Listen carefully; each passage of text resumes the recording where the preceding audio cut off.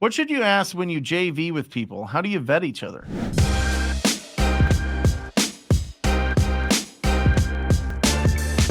Again, it depends on the time or which line of the equation you're on. Are you trying to bring a buyer or do you have the contract, right? And so what I like to do is I just like to ask qualifying questions. For instance, if I'm going to bring a buyer to the table and I want to know that the person I'm dealing with actually has the contract under contract or has the deal under contract, I ask them very simple questions.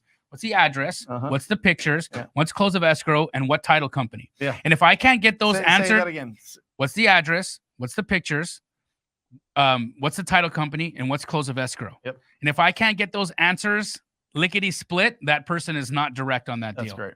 On the other side of that, if you are an acquisition wholesaler and you're trying to vet a buyer to see if somebody's actually got a buyer, I would ask them, have you worked with this buyer before? Do they do deals in this area? Do you have any addresses of some of the properties that they flipped before?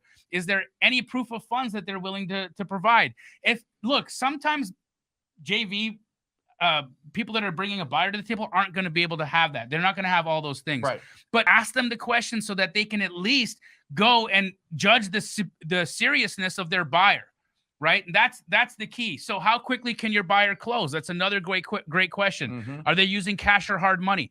You should have the answers to these if you vetted your buyer. You should know, does your buyer close with cash? Does your buyer close with hard money?